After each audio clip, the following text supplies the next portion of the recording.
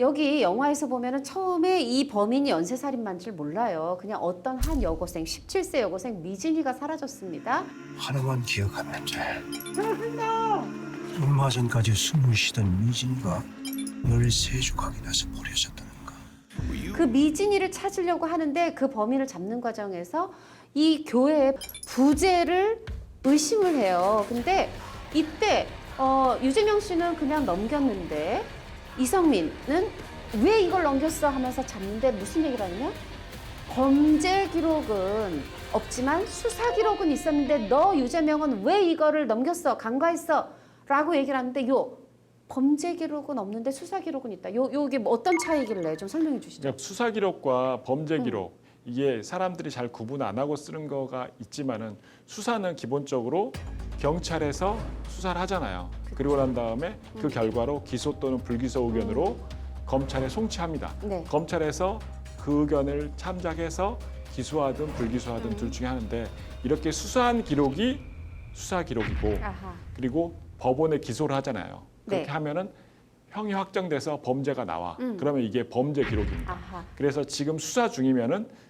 이게 현재 수사 중이라는 기록이 별로 안 뜹니다. 보통 경찰이 수사를 해서 검찰로 송치시킬 때 수사 기록이 올립니다. 안 올리는 경우도 있으면 검찰에서 올립니다. 그래서 여기에서 불기소 처분이 되면은 수사 기록만 나오고 범죄 기록은 안 나오고 아하. 그리고 그 다음에 이제 수사를 해가지고 다시 이제 법원에 가잖아요. 기소를 재판을 해서 해가지고 형이 확정이 되면 범죄 기록으로 남습니다.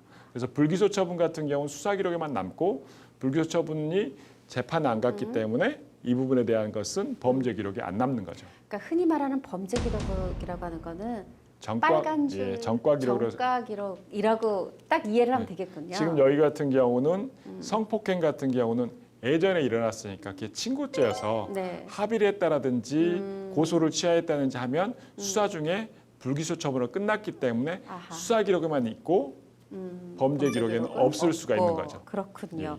네, 근데 이 부재가 이제 그 과거 수사 기록만 있었다던 그 성폭행 피해자가 새벽에 낚시꾼이 신고를 했어. 검은 비닐에서 왼손 하나가 나왔고. 세상을 떠났다는 얘기를 듣고 막 감정이 격해가지고 자백하고 참여하는 거야.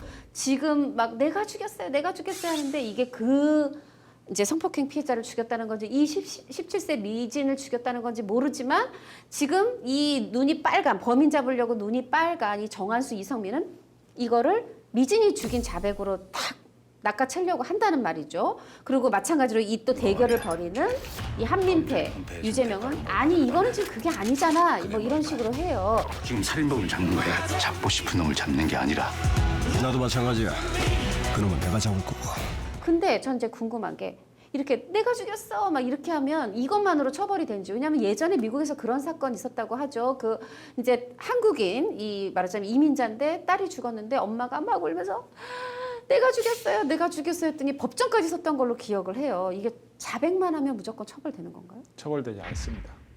피고인의 자백이 그 피고인에게 불리한 유일한 증거일 때는 그 자백만으로는 처벌할 수가 없습니다. 옛날에 원님 재판에서 네 죄를 내가 알렸다 자백하라고 하잖아요. 네. 지금은 안 됩니다. 그 자백만 아하. 해가지고는 안 되고 정황 증거라든지 직접적인 증거라든지 보강 증거가 있으면은 이제 자백만 아니라 거기 증거가 있으니까 처벌이 가능한데 증거는 하나도 없고 피고인이 자백만 한다 그러면 처벌할 수 없습니다. 예를 들어서 제가 경찰서 가서 제가 물건을 훔쳤습니다. 절도죄를 저질렀습니다. 누구를 때렸습니다 하면서 신고를 해요. 자기 스스로 자수를 해요. 자수를 했는데 증거가 없어. 자백밖에 없어. 처벌이 안 됩니다.